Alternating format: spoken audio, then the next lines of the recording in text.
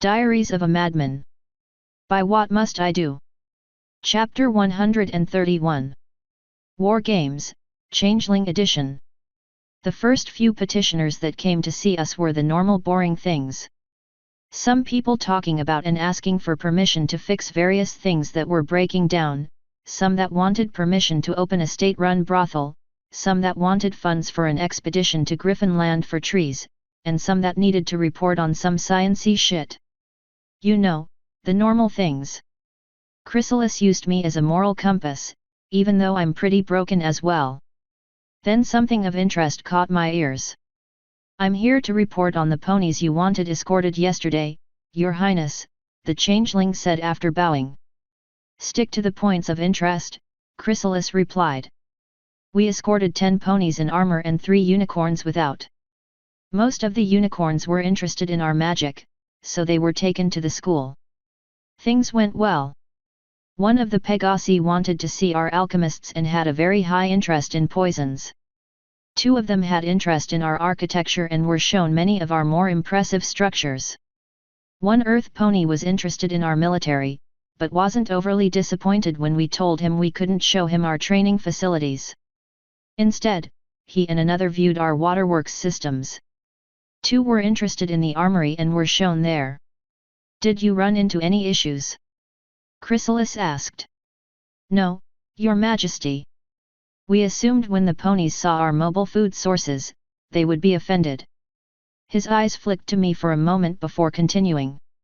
2 groups of armored ponies ran into the pet ponies. One Pegasus petted the pony before continuing on their way. The other group had an earth pony that spoke to the food pony by name. Apparently, the guard was the one that arrested the food pony, and was quite pleased to see him paying back his debt. "Interesting," Chrysalis said. "But unimportant. Did they get their fill of exploration, or will they be returning to tour again? Some were interested in more of the city than we had time to show, and would like repeat performances." "Granted. Unless something of note occurs, do not keep me updated." "Yes, Your Highness," he said with a bow, then let himself out. "It is good to know your soldiers are better behaved than Twilight Sparkle," Chrysalis said without looking at me. "She can definitely be a naughty filly. I usually spank her to teach her a lesson. I think she started to like it, though." She shook her head. "I'm beginning to wonder if there is anyone you have not slept with." Next. The doors opened again and another changeling walked in, carrying a bag. When he got close enough, he did the normal bowing thing before looking back up. "Your Majesty, I represent the miners. We were recently commissioned by the ponies, under your authority, to dig out the—" "I know," Chrysalis snapped. "Get to the point. The preliminary estimate is 3 days. After speaking with some blob of water, we believe 3 days is all we will need. Is that all you required?" He lifted the bag. "One of the ponies requested that I give this to Sir Navarone. It contains some of his belongings." Chrysalis floated it over to me. "Inform me immediately when the tunnel is finished. You are dismissed." He bowed and walked out, but I was still checking the bag. A quick look showed me it contained clothes, so I closed it back and sat it down. As soon as he got out, I said, "You really shouldn't snap at people, Chrysalis. It's kinda rude." "Noted, though I dislike having my time wasted." Next. In walked another changeling, who blinked when he saw me. He didn't stop his walk, though, and properly bowed. "Your Majesty, I am with the team that was tasked with obtaining copper. We succeeded, with help from Sir Navarone." "What was the issue, again?" Chrysalis asked. "Fungus spores, my queen. They were disabling our drones. They did not affect Sir Navarone and he was able to do something. I'm not sure what he did." Chrysalis turned her head to me. "What did you do?" "Man, I have no fucking clue. There was some kind of weird-ass mushroom lady living at the center of the copse. She thought I was some kind of weird-ass tree lady and treated me like a sister. I got her to leave. There are some very strange things in this world. I know, right? Chrysalis shook her head and turned back to the scientist. If the corpse is safe, preserve as much of it as you can. I would hate for this mushroom to return and cause trouble. Send the ore to the refineries. Dismissed. He bowed and departed. When he was gone, Chrysalis looked back to me. When did you help him? Yesterday, after I spoke to the miner guys. Your assistance was appreciated, though I highly doubt a mushroom would give us much trouble. She looked back to the front. Next. Once the two of us finished our lunch break, Chrysalis took me to fly over the hive. It's surprising how few people there are down there, I idly commented as we flew. The roads were almost empty and there were only a few flyers around. Most changelings work, she said with a shrug. Is it different in Equestria? Sort of. I guess it depends on where you go. Ponyville is largely agrarian, so you see a lot of people out and about during the day, doing chores for their farms and other jobs. Canterlot is obscenely rich, so a lot of people there don't have to work and can do whatever they want. The other pony cities I went to had fewer people out, not that I really paid much attention. All the changelings work here. That is part of the reason I decided to use mobile food distribution. There is always something damaged that needs to be fixed, something new to be made, or items to move, so all drones stay busy. The few that have time off rarely wander far from their barracks. Where I come from, most places have 5 work days and 2 off days. All non-essential jobs are off the same 2 days in a row. It's considered the time of rest and lets people make friends or grow closer. Essential jobs usually have shifts, so someone is constantly on duty and no one gets too run down doing it. There is wisdom in that. If my hive had more options for entertainment, I would consider using the 2 days off idea. As it is, I do not want the few available entertaining locations to be swamped. I shrugged. Makes sense. So where we goin'? One of the few places where there are few workers. Consider it a surprise. To me, surprises are usually ambushes or Doppel deciding to be a guy. She smirked. Well, this surprise won't physically hurt you, though I don't think you will enjoy it as much as you'd enjoy Doppel.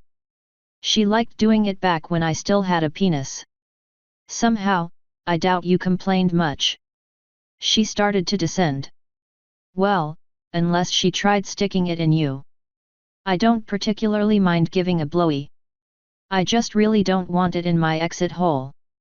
But that was never an issue, once I made myself clear. She landed right in front of a relatively small building and turned to look at me. Changelings are remarkably obedient to the one who obtains their loyalty. I somewhat wonder what you did to destroy her bond with the hive. No amount of sex alone could pervert her so. I snorted. It did plenty to make her perverted. She rolled her eyes. I have this bad habit of treating servants like real people. For some reason, pretending they have feelings makes them happy. Whatever you did, she stopped reporting the truth less than a month after I gave her to you. I debated having her re-socialized whenever she came back to the hive, but ultimately decided against it. What's one slutty spy? I would have been quite displeased to discover you were abusing my maid. That's my job. She shook her head and walked into the building. I followed, of course. It was yet another dark building with hallways leading away from the main entrance. All the doors were closed every way I looked. Chrysalis picked a direction and started walking. I didn't bother reading the directory. After passing several nondescript doors, she stopped in front of one and pushed it open. The occupant within looked surprised for an instant before buzzing right past Chrysalis and tackling me. Thankfully, changelings are fairly light and this one apparently just wanted to hug me. Creepily enough, his tail started wagging as soon as he latched onto me. I see you remember your savior, Chrysalis happily said. Navarone, this is one of the changelings you pulled out of the ocean. I kind of figured, I said, rubbing the changeling's back. I knew you'd come back, he whispered. What do you mean, come back? I asked. I sent you guys home. You're the ones that left. He looked up, still holding on to me. I knew you'd come back for me. Wouldn't leave me in the dark. What? The hive is pretty dark, dude. Did you somehow forget that? Chrysalis used magic to tug him away from me. As soon as he pulled back, his legs started flailing to try to get to me again. He is, not quite right in the head, she said. I'm fine, he yelled as he continued to struggle. I need. What you need is time, I said, grabbing one of his hooves with my hand. He immediately calmed down. And to not be locked up, I added, looking at Chrysalis. None of the patients here are locked in, she replied. Any of them can walk through the city as they like, though they must be accompanied by a guard to ensure nothing happens. There are many that choose not to leave. I looked back at the changeling. Dude, go for a walk. He shook his head and somehow strengthened his grip on my head. I don't need a walk. I just need you. I don't think you need me, I slowly said as I tried to pull my hand back. He refused to let go and just stared right in my eyes with a disturbing intensity. Your eyes could swallow all the light in the world. Steal all the breath from everyone. Make the strongest changeling fall for you instantly. What hope did I ever have? That shocked me. Chrysalis's horn lit up brighter and removed his hoof from my hand and then pushed him into his room. I held up a hand as she started to close the door, stopping her. There is no life in my eyes, changeling. No hope in my mind, no love in my heart. I'm emptier than the darkest night. I brought you from the depths, but don't look to me for salvation. Don't look to me for love. All I bring is pain and suffering. You brought me life, he quietly said. A life of wallowing in the dark, hiding from your pain and relying on someone else to give you purpose. You are my purpose. Then consider yourself free from it. Chrysalis slammed the door shut. It was heavy and stone, so I turned to her and asked, why did you bring me here? He's been mopey and begging to see you. I was hoping you would either kill him, bring him to his senses, or take him with you. She started walking back to the entrance. And you didn't think warning me might be a good idea? I thought it would lessen your reaction if you knew the situation. TCH. It's been a long time since someone told me my eyes were beautiful. That woulda shocked me no matter what you said. She walked right past the exit. Where else are we going? To see the other one. He is more sane, but might be disappointed if you don't visit. Ah. So what kind of help are you giving these guys? Orieland doesn't have any psychiatrists. I'm giving them time off, she said with a shrug. What more do they need? Someone to talk to. They can talk to anyone they want to. Each other. Guards. Passers-by. Me, if they can get an appointment. How often do changelings commit suicide? She stopped in front of a door and turned to stare at me. I just stared right back. After half a minute, she turned to the door and pushed it open. The occupant flinched at the small change in light, then jumped up to bow. Your Highness. And Lady Navarone. It is an honor. I snorted. I didn't figure you'd train them to bow to me, Chrysalis. She slapped me with a wing and said, rise, subject. Your savior was in the city and I decided to bring her to visit. Thank you, my queen. Lady Navarone, what brings you to the hive? Do you need any assistance? Stop calling me lady. And my needs are being taken care of. I'm happy to hear that. If you need a spy or sailor or just another pair of hooves for anything, by all means, let me know. Oh, and as much as I hate to do this to him, I advise against going to see the other one. That would have been good to know 5 minutes ago, before I saw the other one. He winced slightly. He didn't hurt you, did he? Or, touch you. He was all kinds of huggy and thought he loved me. He even said something about my eyes. The poor changeling sighed and shook his head. I told you that he wasn't quite right. Did you let him down gently, at least? PSH, hell no. That shit's hella creepy, dude. I don't want no goddamn cracked freaky bug thing lusting after my lady parts. He winced again, looking down. No offense, of course. He was obsessed. I told him to chill the fuck out because don't no one want to deal with that shit. Chrysalis was giving me the strangest fucking look, for some reason. I mean, how would you feel if some creepy fucker said you were his life's purpose and that he was swallowed up by your eyes? That he needs you? I've been raped for less. His head shot up. Neither of us would ever touch you, not like that. Not if you didn't want it. We both know what that's like. You saved us, ma'am. We're more grateful than you can ever know. But he was down there for a long time. Long enough to become addicted, a little. It only makes sense to me that he'd become just as addicted to whatever saved him. Especially if it was a really cute female. Yeah, well, the joke's on you two fuckers. The only thing cute about me is the fact I'm so short, and I'd kick a fucker right between the legs if he decided to comment on it. I saved both of y'all cause it was the right thing to do, not because I wanted two more goddamn changelings following me around. I reckon you might should oughta drill that through your buddy's head. I was hoping he would realize it himself. But there isn't much for us to do except sit here and think. If all he's thinking about is how much he wants you, I suppose it's unlikely for him to realize how insane it sounds. You need to get that fucker outside, dude. He sighed and nodded. Yes ma'am, I do. I suppose I'll try to walk with him at least once a day now. But there are so few guards that ever stop by, so it's hard to get permission to leave. I slowly turned to look at Chrysalis. She steadfastly ignored me. My head panned back to the other guy. That's gonna change. If there's anything you guys need that might help you get better, let me know right now.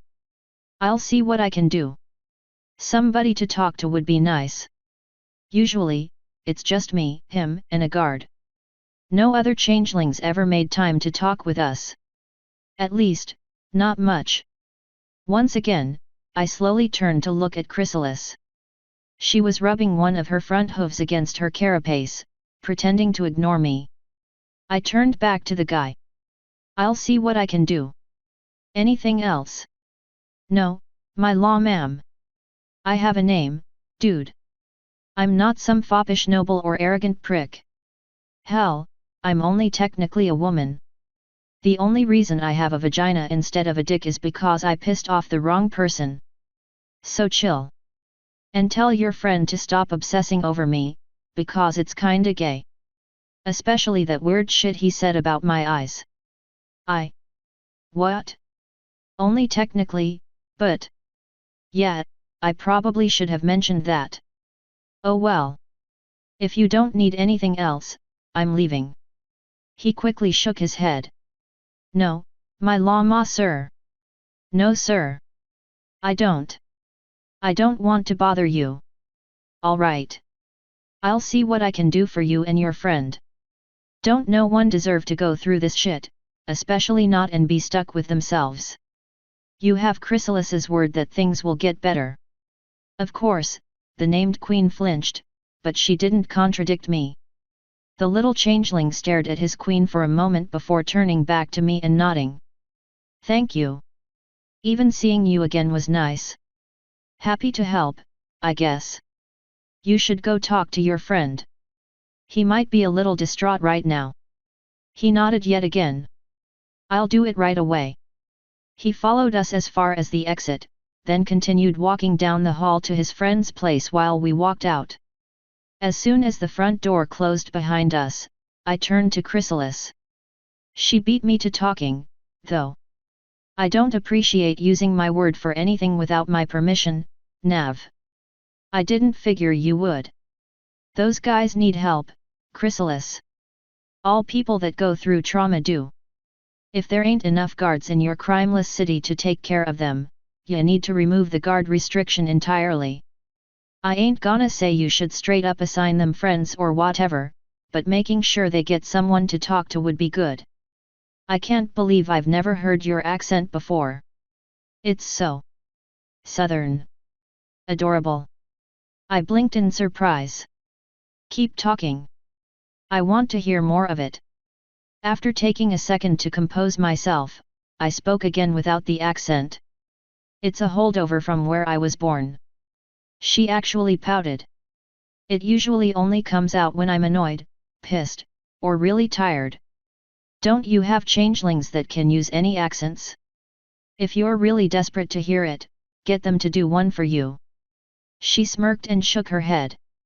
It's not the accent in particular, it's that you have a southern accent. Weirdo. None of that changes my point. Those two need to be able to get out and they need someone to talk to. Taking care of your sick and downtrodden are very nice and important things to do. So take care of it. The smile slipped off her face. I will see what I can do. Generally, I don't consider the life of one individual changeling worth very much. Healing those that are merely mentally and emotionally disturbed seems like a waste of resources. But it's the right thing to do. Stop thinking of your subjects as resources. Think of them as people. She looked away. There was a time when I did. And now that you aren't so desperate, you can start doing it again. Maybe not the drones, but you should consider them that way anyway. Life is replaceable. People are not. It hurts. You know our history. You know some of what I've done. And you won't get better unless you become more than what you were. Shit happened. You're past it now. If you want to be Moonbeam again, she flinched, of course, you need to let go of Chrysalis. She finally looked back to me. The past is not so easily forgotten. You don't have to forget it. Just don't let it own you. If you want to change, do what you think is right, not what you think is smart. If a changeling dies, you already make sure the body is treated right. And if a changeling is injured, you should make sure it can get better. But emotional or mental wounds are deeper and more hidden than physical wounds. It doesn't seem like many people here in this crazy horse world know how to treat them. Give them some people to talk to and let them leave the building whenever they want. Station guards here to go with them, if you're paranoid. All right, Nav. I'll take care of it when we return to the palace. Our next stop is back to the military training area. Ditto has made a few changes based on the recommendations you gave him. I would very much like to have you in disguise when we go there, though. My changelings are not intelligent. I want you to see everything they're doing without speaking or being asked to comment, so you can get more of a full picture. I also don't want to risk them acting any differently. What kind of disguise did you have in mind? I'm kinda recognizable. I mean, I've pretended to be a cat before, but... She looked away and rubbed at the back of her neck for a moment before shrugging and looking back. I want to turn you into a pony or a changeling. My wings twitched. If you choose pony, I will put a leash on you and pretend you are my personal food pony. I will not feed on you and will instruct my subjects to leave you be. I have my worries about making you a changeling, but I don't think it would be too much of an issue. I will just treat you as an aide, in that case. I mulled it over in my head for a few seconds before asking, if I turn into a changeling, can I change into a male? Of course, if you can figure out how to change. I will let you stay in that body as long as you'd like, though from what I have learned, I will likely require several hours to change you back. Then let's do that. But I'm going to fuck you or someone else before I let you turn me back into a human. Of course. But you are free to stay as a changeling, you know. You can change into your own normal body, or anything else you'd desire. You fed on shining armor for 3 days and he was nearing the breaking point. How long would it take for me to drain Taya? I couldn't survive as a changeling. There are other emotions you could take. Lust, for example. From what I've seen, taking different emotions as a changeling seems to change you. Anger makes you go mad. Lust seems to turn you into even more of a slut, which I don't need. Love doesn't seem to do anything to your mind. I'm not going to risk it. I'd rather keep my freaky tree stamina. So be it. Would you like me to turn you now, or do you want to return to the palace first? Palace. It'll take me a few minutes to get used to the body and learn to change shapes. Better to do it in privacy. She nodded. Then shall we? We both spread our wings and took off. It has been some time since you ate. I will have one of the palace ponies on standby should you need it. Eating love is different from eating normal food. I will teach you to do it first. All right. I should be able to figure it out easily. I was able to do some basic magic when I got body swapped with a unicorn. There's a body swap spell. Yep. I never want to be Taya again. It felt way too weird. I also don't want to be Rarity again, because I almost got raped and she did get raped. I had to murder someone in her body and then explain to Celestia just who it was she had sex with. She actually started giggling so hard that she fell several meters before she got back in control. I'll have to ask Celestia how that went, she said, still fighting giggles. Coincidentally, that's also how one of the elements of harmony found your changeling in Detroit. That was me in Rarity's body. That makes much more sense, she said. I suppose I should tell him who he should really be sending his lust letters to. I'd really rather you didn't. They annoy Rarity so much. She's had a few suitors in the past, but none that begged her to sit on their face and shove a vibrator where the sun don't shine. She got really mad after getting the first one. I don't know who Rarity is, but I'll abstain, if allowing it to continue causes a pony to suffer. We finally flew into the windows of her giant hive palace. There was no one in the hallway aside from us. Returned to my chambers. I shall be there after I take care of a few things. Alrighty. I'll warm myself up for you, she rolled her eyes and hopped back out the window. I continued down the hall, having been there enough times to know just where to go. So what do you think? I asked when I was safely ensconced in her room. Choosing Changeling was the wiser move, but it has risks. Remember that you will be hit with several new senses, including pheromones. Nourishment might be difficult, but I will ensure that things go smoothly. What in particular was unwise about choosing Pony? Flo giggled.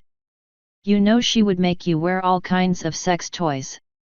And you'd be her pet, so you couldn't say no. Wonder if it's too late to change my mind. I heard a wet smack in my head. Just sayin'. It's not like anyone would know it was me, unless we ran into Taya or something. Which you just know would happen. Remember, you aren't allowed to have nice things. Yeah, I know. Though I bet Taya would use magic to discreetly turn the toys up just to make me suffer. I hate you so much. That makes two of us. Just for that, she took control of my body and jumped onto the bed. Before I could ask what she was doing, she instantly gave me an scarily intense orgasm. Once I finished riding the throes of pleasure, I slowly sat up so I could remove my wet pants. One of these days, Flo. Pow. Straight to the moon. Then you'll have to talk to Luna and it'll be awkward because she tried to kill you that one time and she's also a total bitch. It'll be worth it, just to make you suffer. Sadist. Slut. I stuck my tongue out. She made me taste straight alum. When Chrysalis walked in, she was probably pretty confused at the horrible faces I was making. To her credit, she didn't comment on them. She just tugged on the leash tied to one of the holes in her back leg and a familiar pony pet walked in. Are you ready? She asked. I sat up and stared at the pony.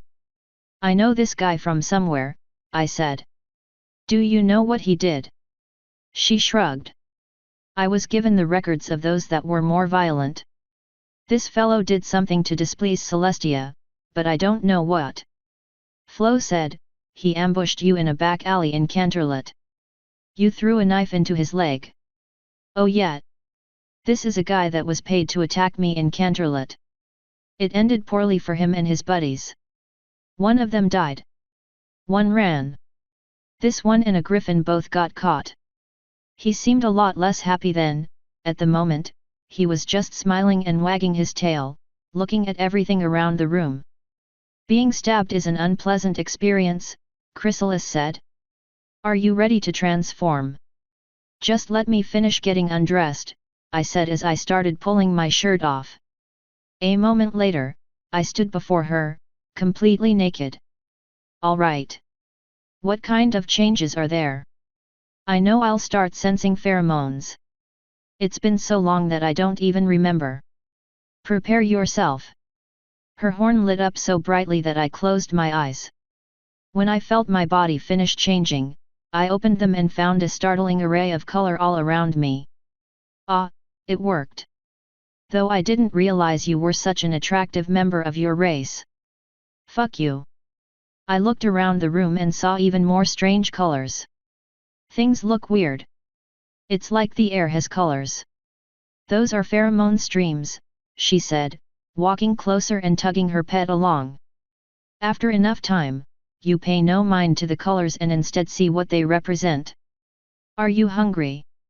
I lifted one of my gnarled hooves in front of my face. The thing was, of course, holy. Not particularly. I feel strangely hollow, though. I don't think I've ever actually cut a changeling open. What's under this chitin? That hollowness is hunger. We have a sort of reservoir in us. Hunger doesn't give us pain, as it would a pony. Devouring emotions fills that reservoir. Cool, cool. What's under this chitin? Your fleshy interior. She untied the leash with magic and used it to guide the prisoner in front of me. You can't change until you eat. I stared at the pony. He stared right back, a much happier expression on his face. First, you must get him to express love. Pet him. I rolled my eyes and walked around to his side. His head swiveled to follow me. When I started petting him, he sighed in contentment. Then he leaned forward and started licking my face. Before I could pull back, Chrysalis's horn lit up and held me there. Do you feel it? She asked. No, actually. I don't feel his tongue or the wetness at all. But I really don't want my face to be sticky. That isn't what I meant. Keep petting him and look at the pheromones around him. I did so and started actually watching him. His aura should be pink. It is. I concentrated and saw a tiny amount of black mixed with yellow as well. Among other things. The yellow is horror and the black is hate. A part of him is still conscious and aware of what's going on, but it's held in check by the love poison. Poke the pink with your horn. I shrugged and did so. The pony stopped licking me and started rubbing his face on my chest instead. As soon as I popped the aura bubble around him, stuff started pouring into my mind and I gasped. It is much more difficult with an unwilling host. There wasn't a real taste. Nothing passed my lips, after all. But it felt right. My entire body seemed to warm up as the love pooled up inside of me.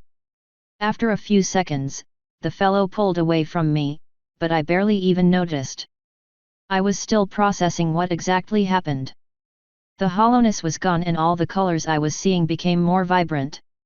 Then the fucker mounted me from behind. He didn't have enough time to even try to insert himself before Chrysalis smacked him right the fuck off. Don't even think about it, you pastel pony whore. The stallion whined in fear, shrinking up and looking away. She glared at him for another moment before looking at me. Changelings usually get what they need quickly and move on.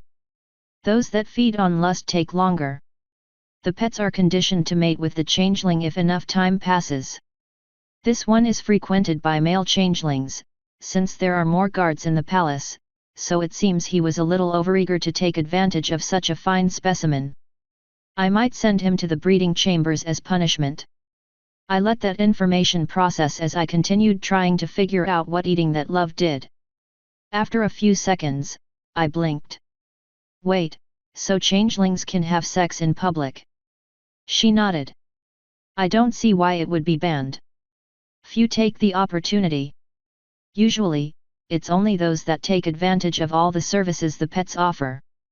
Had you chosen to be a pony instead, I would have forbidden any of my subjects from touching you, unless you wanted it. Hey! What about the children? What about them?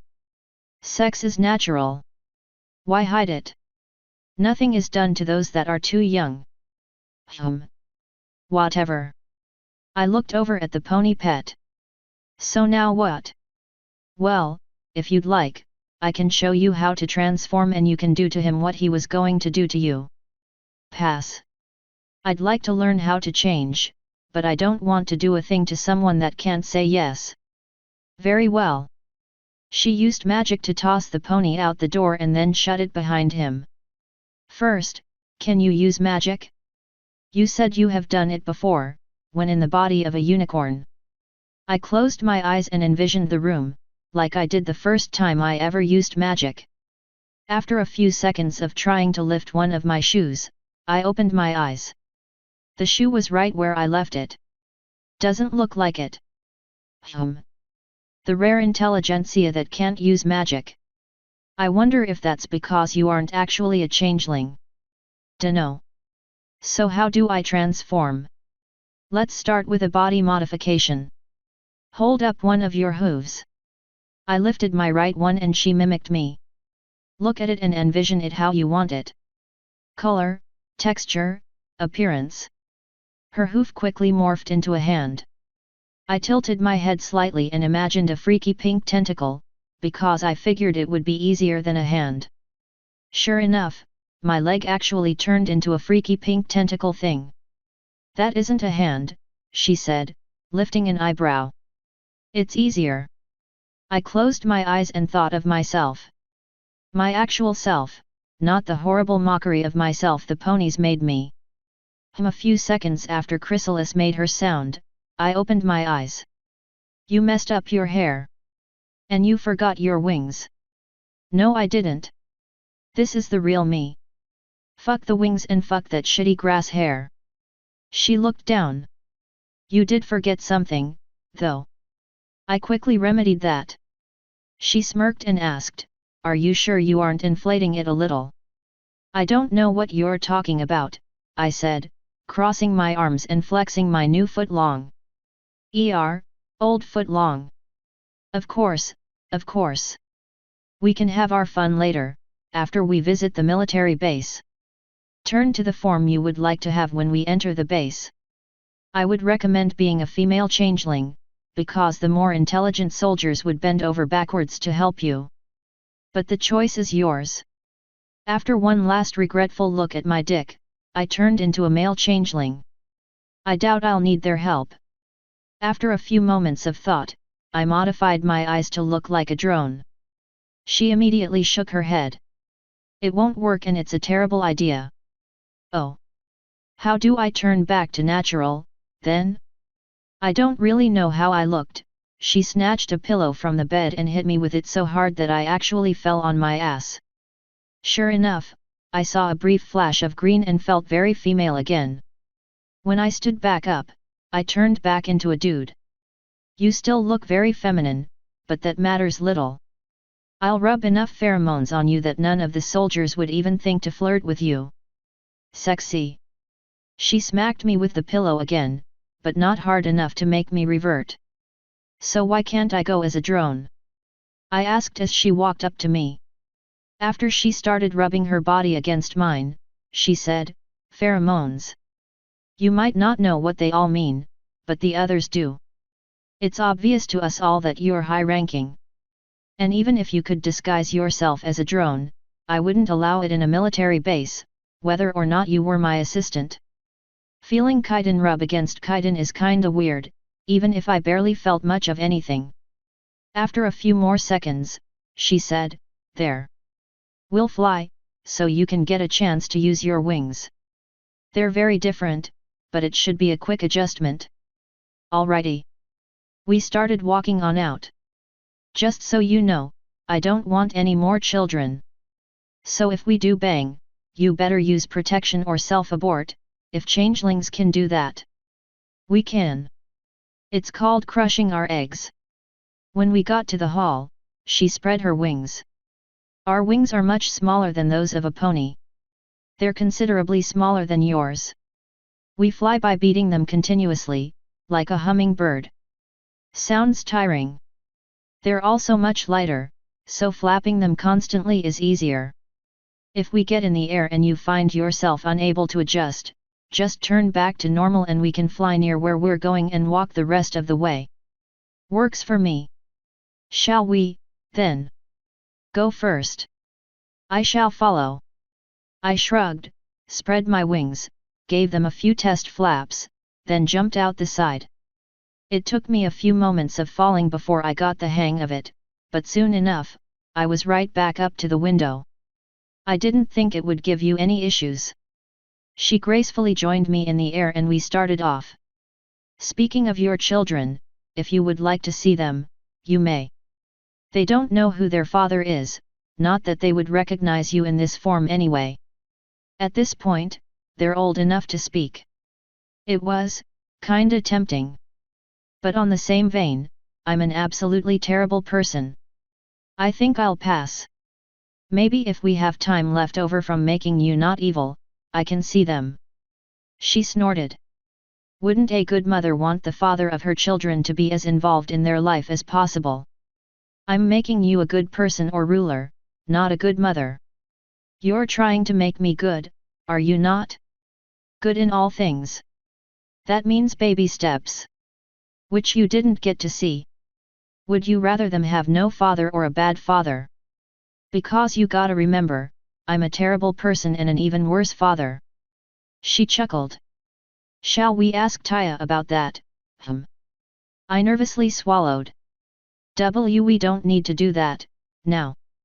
It wouldn't be too hard to find her, you know. I'm quite interested to see what she thinks about her father's transformation. In fact. Oh look, we're here. We both landed in the large military building, with her still chuckling at my suffering.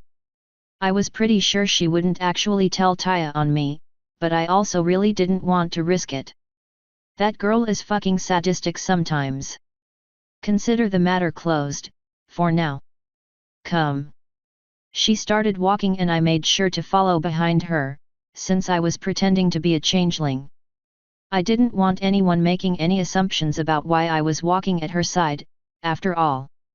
You are allowed to ask questions, if you desire. Just not too many. Do I have to use niceties when talking to you? If you don't want to risk Ditto attempting to draft you, yes. Alright. I'm going to do very dirty things to you tonight, Your Majesty. I look forward to it, subject. I noticed a particular door with a large amount of pheromone trails on it. When she entered it, I took a moment to actually study the trails. Each was a different color. Chrysalis left a greenish trail behind. Several were red. A few were black. One was pink, but it was a lot smaller. Then I realized she probably wouldn't wait on me and stepped into Ditto's office. We're here for the training exercise, Chrysalis said. Ditto immediately stood. It will begin on your word, my queen. Would you like me to take you to the troops? No. Begin the exercise in 3 minutes. I will be there momentarily. Yes, Your Majesty. He bowed and walked out of the office, brushing past me like I wasn't even there. Why did I need to be disguised, again? I asked. He didn't even look at me. That's the point of a disguise, subject. Come.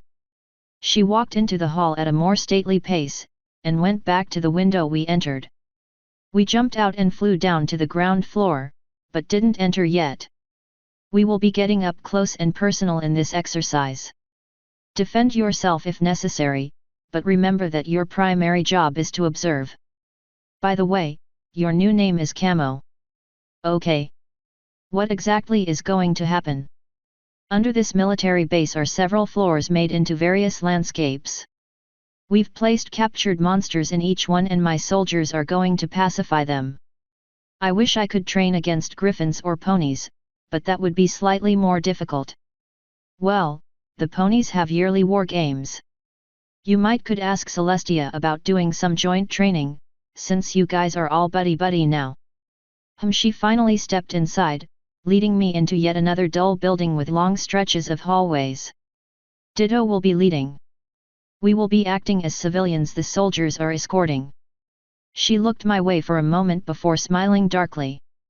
Civilians with teeth, of course. She entered a door leading straight down into darkness, though I could see several pheromone trails leading in. I made sure to stay as close as possible to her so I didn't miss one of the steps. And if I did, I didn't have far to fall before hitting something fun. It didn't take too long to reach the bottom, at least. We entered an unlit barracks with 3 rows of 6 soldiers each standing at attention in front of us. Ditto was at the far right of the first row, making 19. It seemed each soldier stood a little straighter when they realized Chrysalis was there. You will be escorting my aide and I, Chrysalis said. Keep us safe. We will defend ourselves if need be. I hope the need will not arise. Ditto, begin the exercise. Squad 1, point. Squad 2, guard the queen. Squad 3, rear guard. What about me? Move out. The front line of troops started moving down yet another staircase on the far side of the barracks. Chrysalis nodded once, then prodded me behind them. I shrugged and followed. The next squad fell in behind me, then Chrysalis followed them. I was already going down, but I assumed the last squad followed her. The sight at the end of the staircase was surreal. I don't know how they managed to put a fucking desert underground, including the desert sun, but they managed. I'm talking full Saharan with sand everywhere, not the boring Arizonan desert with its shitty red dirt and weird plants all over the place. At first, I thought it was some kind of illusion magic. But then I started feeling the heat seep through my carapace and into my fleshy bits. The fact that there wasn't a roof had to be an illusion, but the heat was real. Keep an eye on the sand, Ditto said as he came down the staircase. I turned to look at him and realized the stairs were gone, as was the wall they were inlaid into. This exercise is live and we found some very unpleasant monsters. Each of the soldiers nodded, but my mouth dropped. This is live. I choked, turning to Chrysalis. She smirked. Indeed it is, Camo. Don't worry. They'll protect you. If you keep up. She nodded back behind me and I turned to resignedly follow the first squad. Flo, if shit hits the fan, make me a weapon. Go full fucking tyrannid if you have to. Oh, don't worry. If things get bad, we'll be walking out, no matter what. Chrysalis might have an accident, though. Avoid that if you can.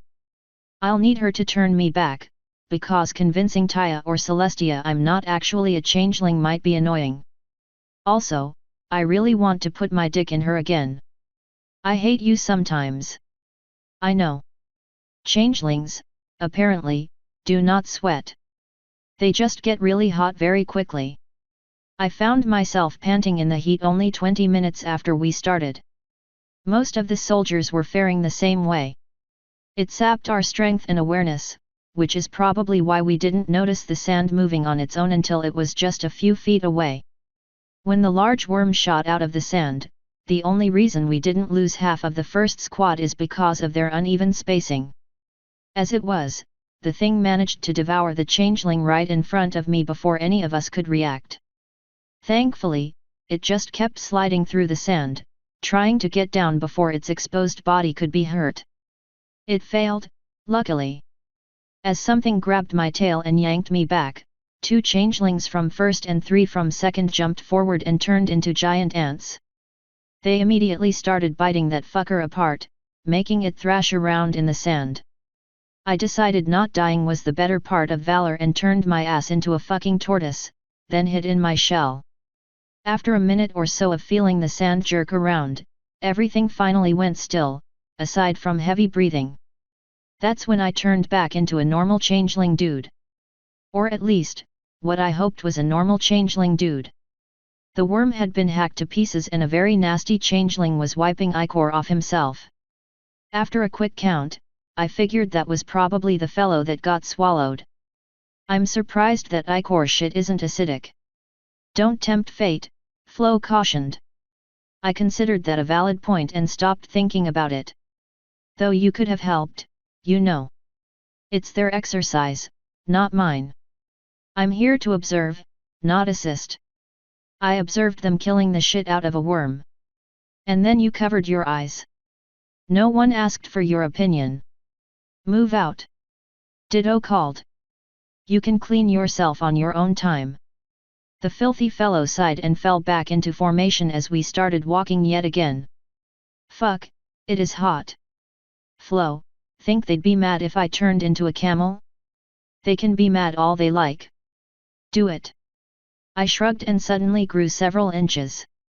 All the changelings stared for a few seconds, but none commented and they all went back to walking and watching. Meanwhile, I instantly started feeling cooler. Or more likely, caring less about how fucking hot it was. The next monster we ran into was some kind of horrifying scorpion thing. But it had arms ending in hands and a human-like face attached to its main body. It looked freaky as hell and moved far too fast to be natural. What is that? I had time to ask before it was on us. It went right for the second squad and grabbed one of the changelings. As it brought its stinger down, the changeling morphed into a tortoise and blocked it. The scorpion tried to let go and get a better target, but this tortoise decided to bite, holding on for dear life. Meanwhile, the other changelings of Squad 2 turned into Naga and slithered up to the bastard. While he was distracted with the tortoise biting him and fucking his hands up, they started grabbing his legs. As soon as the thing realized he was surrounded, his tail started flailing wildly before something stopped it in its place, presumably magic. At that point, the only defenses the guy had were his small teeth. The Naga casually ripped off his legs and the scorpion started howling. That made the Naga start laughing as they tore into his body, taking apart whatever they could find. Soon enough, there was nothing left of whatever the hell that was but greasy body parts strewn over the sand. Well, that was fucking horrifying. Flo? Pable sag, she said. Part human, part scorpion. Another legend from another time. Go figure. All the changelings turned back to normal and our dark party continued its march. 20 minutes later, we got to the end of the hellish desert. I can't even call it an end, because another staircase just appeared in the air in front of us and the first squad started walking down. We were in that awful place for an hour and I think most of the changelings might have had heat stroke. Then we stepped into a jungle. This time, the heat was wet and nasty, not dry and arid. There wasn't any wind kicking up sand, but vibrant vegetation moved all around us, replete with signs of life. One particularly large sign of life started growling as soon as I got into the jungle. My eyes met the black cat's hellish pupils and then he pounced. I lifted my front hooves up to try to stop him before I could even think about it.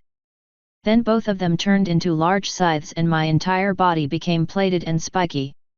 The Dingonic's scaled body met my plates and swords and pushed me back several inches before he stopped and disengaged. I rose to my new full height of 3 meters, well above his head. Its eyes seemed to widen and it spun about to run, but I lunged forward and slammed both scythes into his back. They pierced right through his heavy armor and I ripped his scales aside, then brought in my razor-sharp teeth to tear out his spine.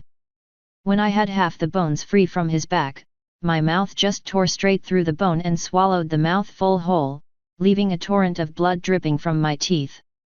Needless to say, the Dingonic collapsed and started twitching. With him dead, I took a moment to actually study the body Flo put me in. As I said before, my arms were scythes, my entire back was covered with jagged spikes, my bottom half was a tail shorter than a Naga's, and I think my teeth were longer than my normal forearm.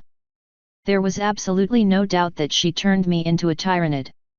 I tried chuckling, but it only came out as a horrid rasping sound that made the changelings that were staring at me jump back. That is enough, Camo, Chrysalis said. Though I'm impressed with the improvisation. I slowly lowered my body back to a more natural stance, then warped back into a changeling. Thank you, Your Majesty. Ditto stared at me for a few seconds before saying, you will show me that form again when we return to the base. If you survive. Move out, same formations. I had no intentions of not surviving, that was for fucking sure. And the way the others skirted around the body of the Dinganuk, I figured they'd be guarding me with a little more respect. Or a little less care, since I could apparently look after myself. In the desert, we could follow the top of the dunes. There wasn't a path, per se, but the way was clear and you never had to wonder if you were walking in a straight line, because you could just look back at the footprints. Jungles, however, are fucking awful. There's nothing like a road you can follow, so there's no way of knowing if we were going in circles. Everything's alive and almost everything is wet. Worse, everything's always moving, even things that aren't hostile. Most of the troops were already very jumpy due to being attacked 3 times already. Adding in everything looking like it might be reaching for them just compounded the effect. I'm just glad that I couldn't smell all the rotting vegetation I could feel squelching under my feet. Hold. The entire patrol stopped whatever they were doing at the single word from the fellow on point. Massive ant mound. Better to go around. Why not above? I asked before I could stop myself. We'd have to turn into birds to get anywhere in this vegetation, Ditto said. Do you know what lives in jungles? He didn't wait for an answer. Spiders that can eat birds. We go around. The changelings up front started going around the large clearing we were coming up on. 2 of them kept an eye on it, just in case any ants detected us and thought we would make a good meal. It should be said that this wasn't a giant ant mound, but rather, a large ant mound. Giant being pony-sized, large being pencil-sized.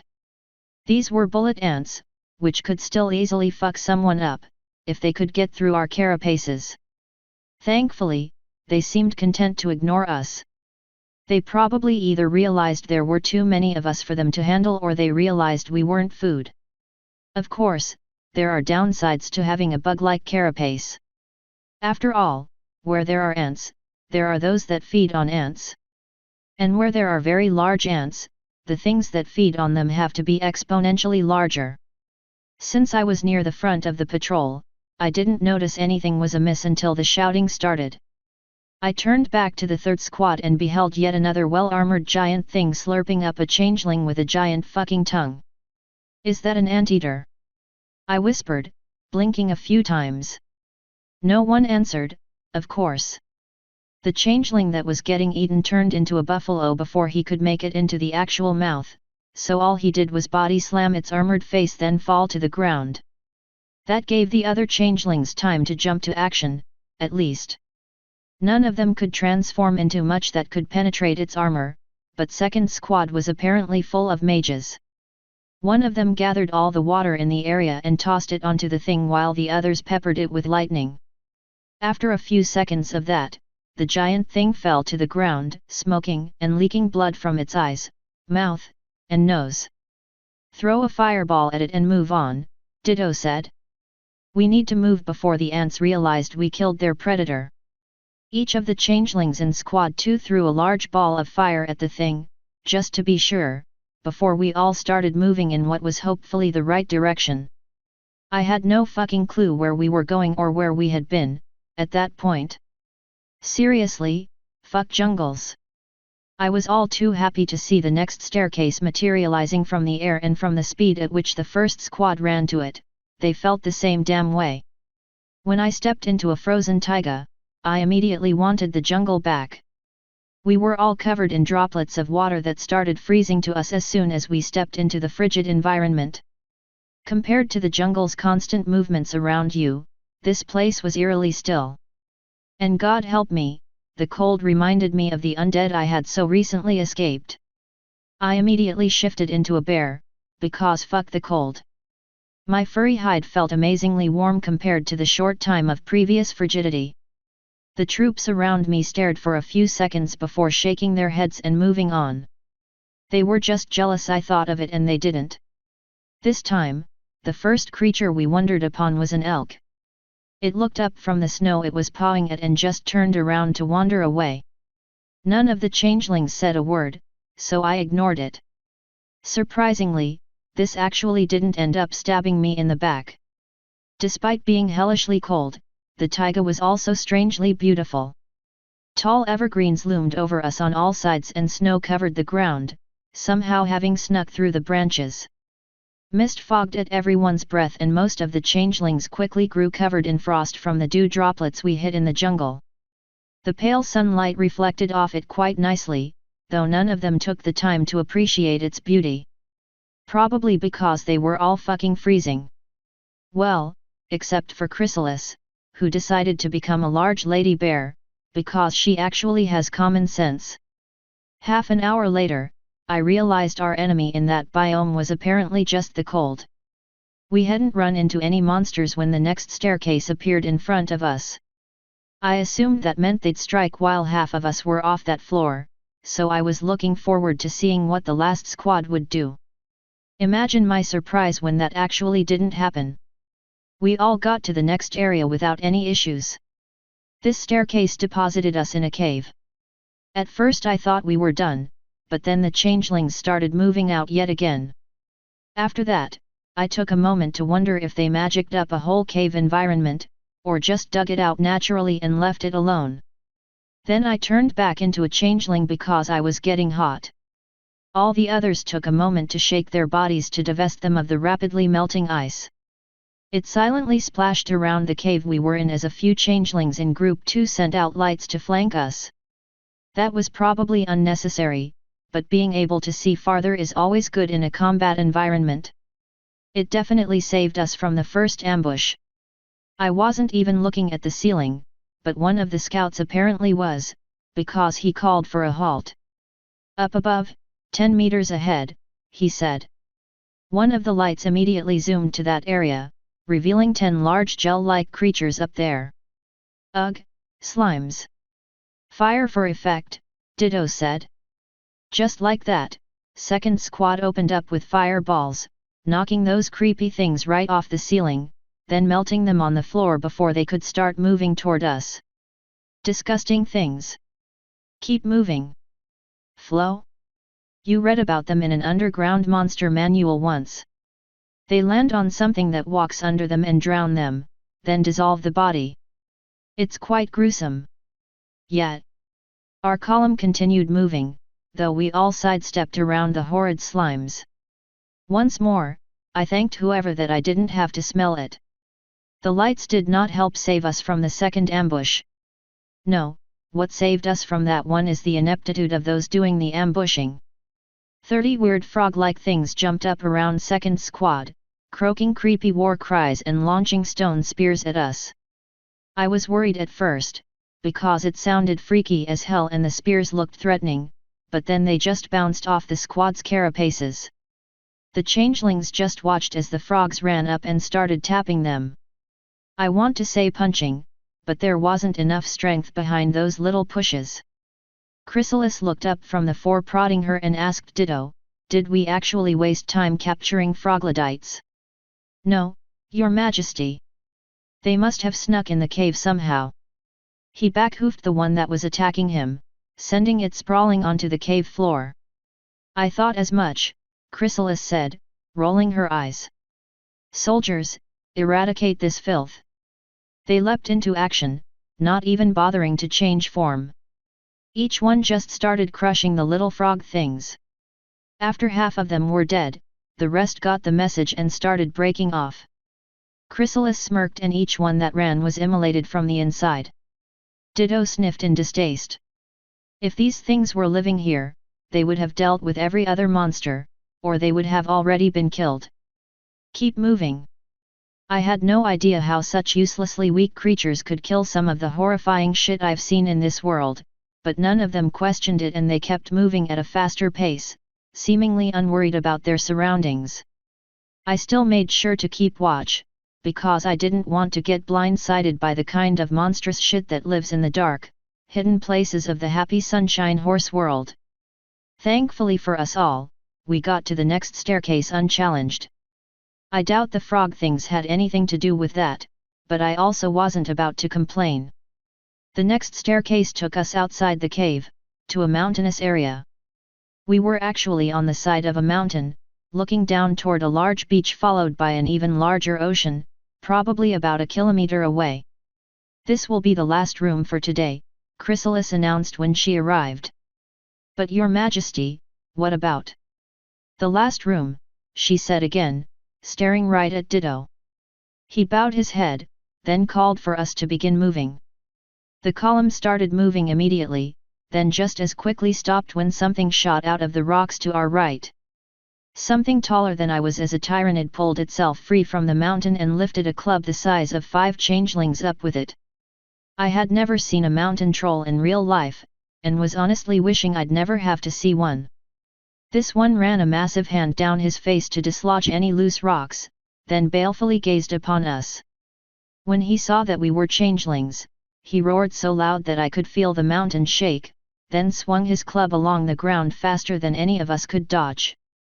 All of first squad went flying through the air, cast aside in this guy's opening strike. Third squad immediately jumped forward. Half of them morphed into manticores and the others turned into teenage dragons. 2 of the dragons went for his arms, trying to wrestle them into submission. The third used his claws to start swiping at his iron-hard chest. The manticores began swooping around his body and jabbing him with their stingers. Nothing they did would be fatal since they didn't actually have any poison, but they did act as giant mosquitoes that enraged the fucker. While third squad acted as a distraction, second squad surrounded the queen. Some kind of magic bubble went up around them and then all the changelings stuck their horns together. The troll decided not to wait on them. Despite looking like dragons, the changelings had only a fraction of the actual strength of one. Even at full strength, teenage dragons would have nothing on a fully grown mountain troll. The fucker threw his right arm to the side, immediately dislodging the dragon there, then grabbed the one attacking his other arm by the tail and used him to beat the changeling, slashing his chest. Both of them reverted forms and he tossed the one in his hand aside. The manticores surrounding him decided to get out of dodge as he started to swipe at them. Squad 2 had not been idle, and a chunk of ice started gathering in the air in front of them. After a few seconds, it started taking the form of a large spike as it continued to grow. As soon as the way was clear, they shot the spike toward the fellow. The first few inches shattered against his naturally hard skin and bones, but after nearly a foot of ice ground off, it began piercing his flesh. Of course, he chose that moment to bring his club back up and break the spike off halfway, leaving a small chunk of ice embedded into his chest. Then he lifted that club up and slammed it into the shield. The manticores started hounding him again, but trolls are sort of sapient and this one knew exactly who the queen of the changelings was. He was out for blood. Unfortunately, I couldn't let him get it. "Flo, how big do you think we can get?" "Not big enough to be a hive tyrant, unfortunately. I have something else in mind, anyway. Fly above him." I shot into the air, knowing I needed to hurry. He kept lifting his club up the same way to strike at the same place and all of his attention was focused down there, so getting above him was relatively easy.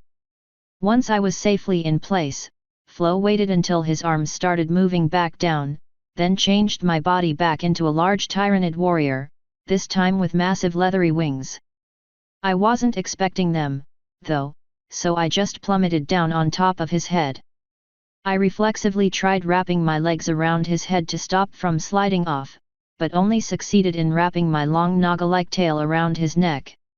When I was fairly secured, I looked at my scythe arms, then took a deep breath and slammed them into his eyes, as far in as I could get them. I was in the perfect position for it, so I soon felt my arms come to a halt as I hit the back of his skull. He had been in the process of lifting his club back up, and it came all the way to the ready position again before he actually realized what I had done. Even with 2 gaping wounds in his brain, his arms let the huge club go and he tried feeling his face to see what was blocking his vision. It didn't take him long to realize there was something wrapped around his head and neck. One of his large hands grabbed me, ignoring the bony spikes on my back, and tried tugging me off. My tail kept me in place, but him tugging still moved me enough that my blades began swishing around in his brain matter, fucking him up even more. After 2 tugs, he finally groaned in pain and gave one last tug that ripped my arms and body free and gave all the changelings a shower of blood, eye jelly and brain as the serrated blades pulled out. Even then, the fucker still had the strength to toss me aside and lift his hands back to his ruined face. I caught myself in the air, since I was much more used to those wings, and slowly lowered myself back to the ground as his body finally realized the extent of the damage and he started to collapse. The changelings in front of him booked it, getting the hell out of the way of his large body as it came tumbling down. When his corpse finally hit dirt, I slithered over and started going to town on his neck with my massive scythes. Even though he should be dead, I didn't want to risk anything. The changelings that hadn't been injured rushed to find those who were and check on them. Chrysalis came to stand next to me, watching me at my work. That's highly unnecessary, Camo. I tried talking, but tyranids didn't really evolve complex vocal cords, so I just growled and hissed instead. Your queen commands you to stop. I slowly pulled up my bloody scythes, turning to face her. She casually stared at me. I lifted one of the blades to my mouth and ran it through my teeth, letting the delicious blood and brain seep down my throat. She didn't say a word, so I leaned in close and hissed again. Turn back to a changeling, Camo. This form of yours is most unappealing. With a flash of green flame, I did as she asked. You did a good job of bringing this beast down. Do not trick me again, Chrysalis, I quietly said.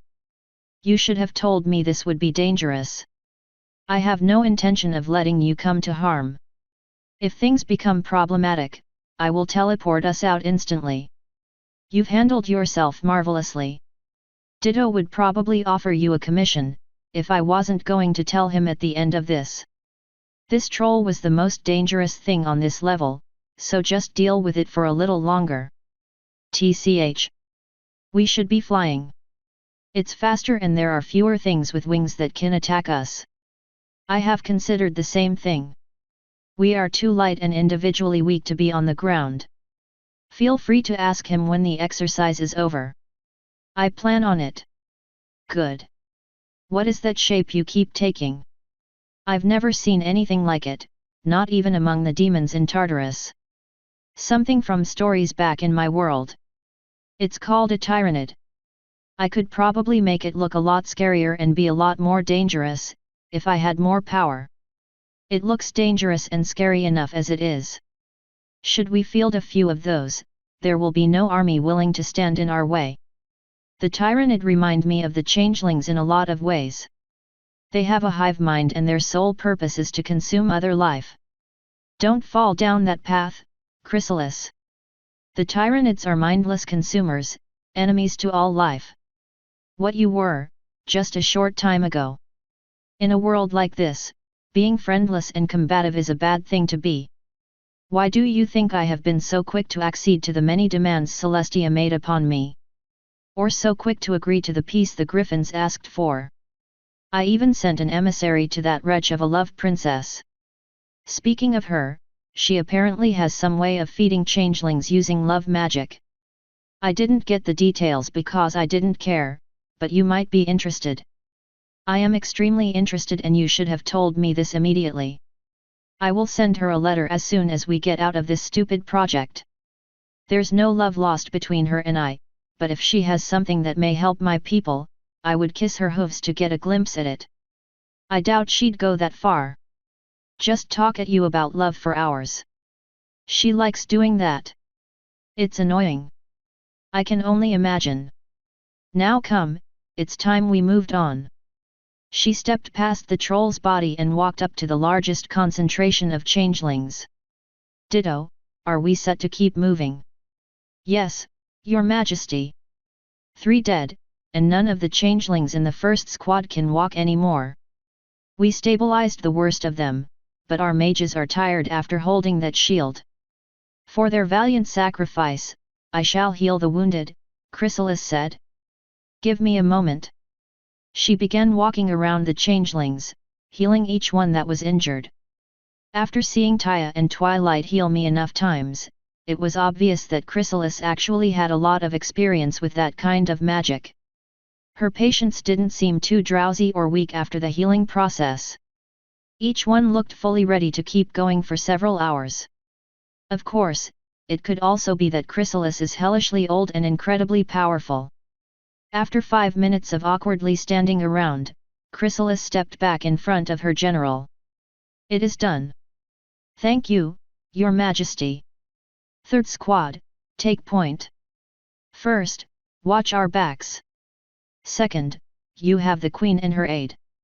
Move out. We continued moving in pretty much the same formation, though third squad was missing a person and they were in front now. The bodies laid where they fell, so I assumed they didn't bother recovering their dead. Or maybe a cleanup crew was going to come in behind us, now that we had dealt with all the monsters. After all, we left a lot more bodies than just our own. After that awful troll, we got to the bottom of the mountain with no real issues.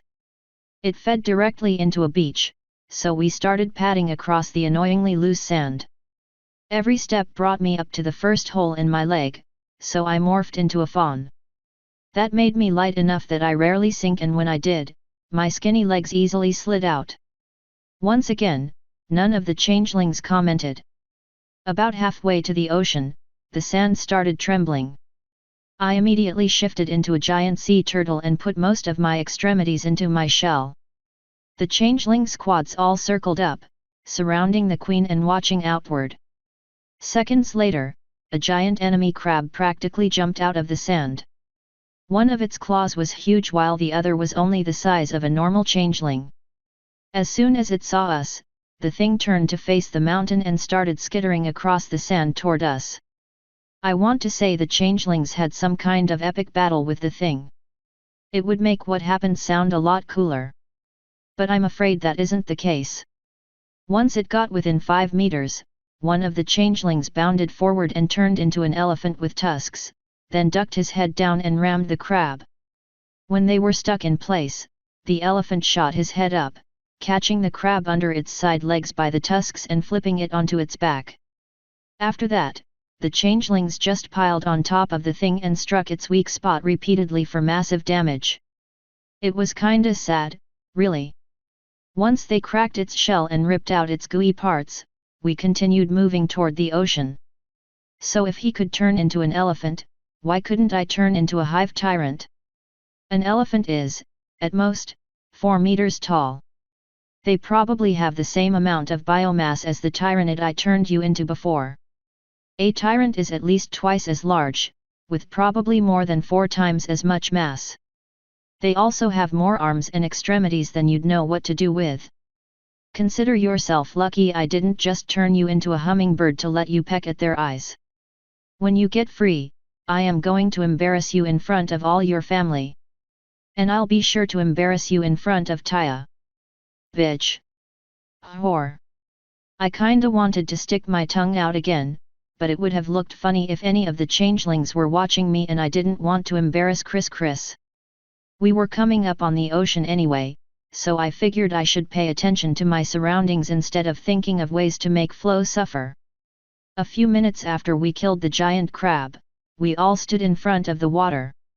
There wasn't a staircase leading out and there wasn't a boat, so I didn't really know what we were supposed to be doing. Then I saw all of second squad staring intensely out into the ocean and assumed they were magicking something up. Sure enough, a decent-sized boat slowly rose out of the eerily calm ocean, finally making a few waves on its surface. It was an old-fashioned Viking thing with a single mast and a nasty tattered sail. I don't know why the ship originally sank, but I was honestly somewhat wary about getting on a boat that already failed its one purpose. Unfortunately, all the cool changelings were doing it and Flo really wanted me to be popular, so I regretfully spread my wings and flew over to the wet ship. All the water inside was draining out, at least, so we probably wouldn't sink too quickly. The changelings arranged themselves around the edge of the boat. No one manned the oars. When we were all on board, the ship silently began to glide across the water. Strangely enough, it almost immediately started to rain, with clouds appearing from nowhere. "How's it raining in a cave?" I quietly asked, staring up at the clouds as though they'd answer. "Shachihoko," Ditto just as quietly replied. "Prepare to repel boarders." Creepily enough, all the changelings morphed into me, wings and all, then reached to the edges of the boat. They all grabbed handles that I thought were just handholds and pulled them, revealing their true purpose. Soon, each clone of me was wielding a rusty saber, hidden on board for just this purpose. They armed themselves just in time, too. 4 massive tiger fish shot out of the water and latched onto the sides of the boat. Of course, when I say tiger fish, I mean they had the head of a tiger with scales and the body of a fish. They held on by digging their serrated side fins into the ship's railing. "Push them back!" Ditto called. Just like that, the din of battle began. Since it was currently accepted, I morphed into myself and grabbed a sword from in front of me. After a few tugs, the crappy blade came loose and I joined the battle against the nearest fish. There were far more of us than there were of them, but the fish things were a lot larger than us and it seemed they were hungry. Because of that, I jumped into the air and used the other changelings as a distraction. There were plenty of handholds on its back, so I flew over to it and held on with one hand, using the other to poke and prod around, looking for weak spots. If I had my own sword, I'd just stab the fucker and call it a day. Unfortunately, I just had a piece of shit that broke as soon as I jammed it under a scale. Thankfully, it had the desired effect. The fish thing started thrashing madly, trying to dislodge me and the sword. The changelings took advantage of its pain and all jumped forward to take out its weak points. 2 stabbed its eyes and 2 sliced through its fins, making it start sliding back into the water. I dropped the sword's handle and jumped back onto the deck as it fell beneath the waves. The other changelings were handily dealing with their own fish, so I walked up to Chrysalis, morphing back into a changeling as I did so. "Why that body?" I asked. She barely spared me a glance before turning back to the battle. "Better sword handling skills. Dogs and cats can barely grasp blades. There's also the wings, which makes movement much easier. And I may or may not take a few of them back to the castle with me every night. Makes sense, I guess." Soon enough, the last fish slid under the waves. The swords should be magically shielded. Only half lasted that whole battle. Those that did were slid back into their holding areas while the changelings all turned back. Thankfully, there were no injuries among the changelings. Add that to the list of things to mention to Ditto. Right after she said that, the final staircase appeared. She lifted a hoof up and slammed it into the ground. The down staircase disappeared and one next to it leading up appeared. "We are done here." The soldiers all bowed and let her enter the staircase first. I followed immediately behind, so I could get a good view of her ass the whole way up. The changelings behind me probably didn't approve, but I was too busy looking at a sexy bug butt to care. It took us 15 minutes to get to the top. When we did, all the random soldiers immediately went to their bunks. Chrysalis kept walking, so Ditto and I followed. We retraced our steps out of the building, then flew up to Ditto's office. When we got there, Chrysalis magicked the door shut while Ditto walked to the other side of his desk. "Ditto, this is Navarone," she said, nodding at me. When she said that, I turned into myself.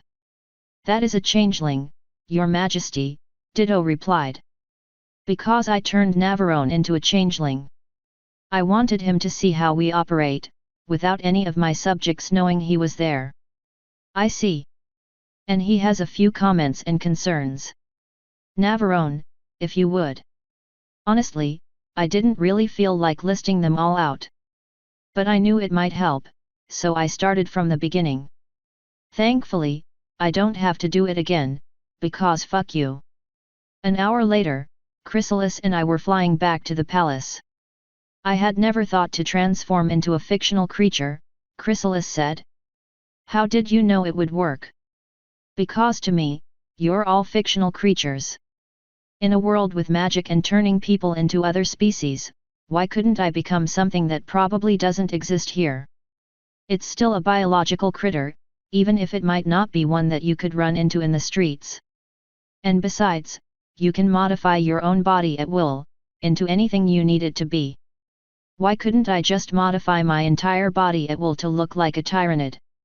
That way, it doesn't matter if I could or couldn't turn into a fictional species. Fresh perspectives are very valuable. I should have wiped your mind and made you a servant a long time ago. Bad Chrissy. We're trying to turn you good, remember? I said should have, not that I was gonna. Ahoy. See to it that it stays that way. I would hate to have to not spank you. TCH. Spare me, she said, rolling her eyes. You'd only hurt your hand. Besides, I'm far more interested in spanking than being spanked. Now, how about we make a detour to see your children? Is Taya in the hive? If so, I might deign to see her. The children we sired together. Don't say you're ashamed of me. We didn't have them together. You tricked me and used my sperm against my will. Against your will? It was freely offered. If you'll recall, you had to drag me to your room with magic. You certainly didn't put up a fight, and were all too willing to accommodate me. I also had several mood-altering spells on me. Excuses. No male can deny my grace and beauty. There was never any doubt that you would succumb to me. There is no shame in it. Really, you're only punishing yourself and your children. Them, by not having a father. Yourself, by not engaging in the joys of parenting. I hate children. She sighed and shook her head. I'm afraid we would never really work out. I'd certainly be willing to try, though. It's an offer I'll keep in mind, I dryly replied. Especially if she really wanted to learn how to not be a complete bitch. I could see myself spending a few years in or around the hive. Especially if I could temporarily be a changeling with infinite food and a penis. Though if we got married, I would need a title for you. We can't both be queen. Queen consort, maybe? I asked. Maybe. Here we are, we finally landed in the palace, on her floor.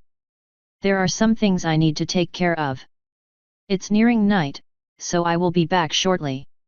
Wait for me in my room. You got it. Don't get too tired, of course. I'm gonna wear that pussy out on my own. Ahoy. She rolled her eyes again and hopped back out the window while I walked down the hall to her bedroom. So now's your chance to voice your disapproval, I said when I was on her bed. Oh, no. I quite like your idea, Flo said. I'll be sure to help, too, since you might have difficulty with it.